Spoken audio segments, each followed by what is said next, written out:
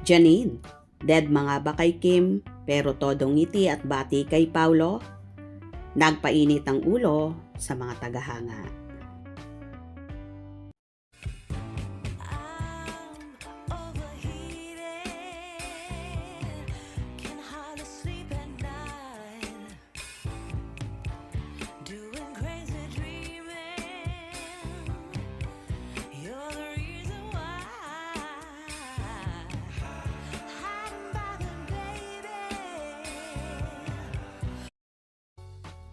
Hindi na nga matapos-tapos ang usapin sa mundo ng showbizlandia.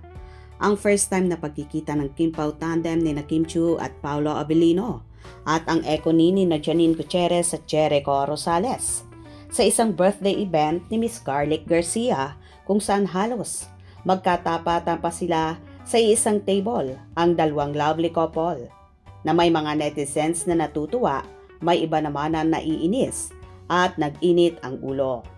Sa mundo ng showbiz, hindi may iwasan ang mga intriga at kontrobersiya, lalo na kapag ang mga sikat na pangalan tulad ni na Kim Chiu, Paolo Abilino, Janine Gutierrez ang sangkot. Kamakailan lamang isang birthday party ang naging sentro ng usap-usapan, hindi dahil sa kasiyahan ng okasyon, kundi dahil sa mga ganap na nagpaingay at nagpainit ng ulo sa maraming tagahanga.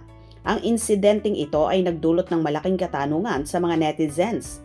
Meron nga bang planong eksena upang paglapitin sina Paolo at Janine habang isinasantabi ang chinita princess na si Kim Chiu? Ayon sa mga ulat at sa mga kumakalat na chika mula sa nasabing event, nagsimula ang lahat sa isang simpleng interaction na tila naging mitya ng apoy. Sinasabing dumalo sina Kim Chiu at Paolo Abilino, ang tinaguriang Kim Pao Love Team, na kinakikiligan ng marami sa birthday party ni Miss Garlic. Naroon din ang actress na si Janine Gutierrez. Sa isang pagkakataon, lumabas ang balita na sinubukan umanong mag-approach o bumati ni Kim Chiu kay Janine bilang tanda ng respeto at pagiging magalang. Kilala si Kim sa kanyang pagiging bubbly at friendly sa lahat, kaya hindi katakataka na siya ang gumawa ng unang hakbang para bumati. Ngunit ang inaasahang simpleng batian ay nauwi sa pagkadismaya. Ayon sa mga nakasaksi at sa mga impormasyong ibinahagi sa social media, tila hindi pinansin o dinedma umano ni Janine ang paglapit ni Kim. Ang masakit pa dito para sa mga fans ay ang matinding kaibahan ng reaksyon ng si Paolo Abilino na ang napadaan. Sinasabing noong si Paolo ang lumapit o dumaan sa gawin ni Janine, siya pa mismo ang nag-hello at ngumiti dito. Ang ganitong klase ng double standard sa pagtrato ay agad na napansin ng mga matatalas na mata ng mga supporters at naging sanhi ng matinding reaction online. Hindi nakalagpas sa pandinig ng publiko ang naging reaksyon ni Miss Angge, isang malapit na kaibigan ni Kim Chiu. Ramdam ang kanyang inis at pagkadismaya sa nangyari. Para sa isang kaibigan, masakit makita na ang taong mahalaga sa iyo ay tila binabastos o binabaliwala sa harap ng maraming tao.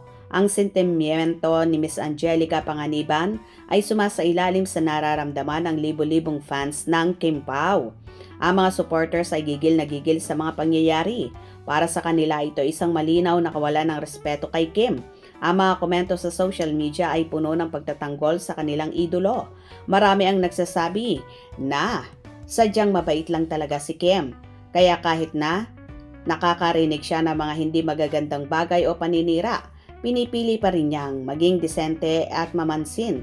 Ngunit ang sukli na nakuha niya ang hindi pagpansin, habang ang kanyang on-screen partner ay malugod na binati, ay tila sobra na para sa mga nagmamahal sa kanya.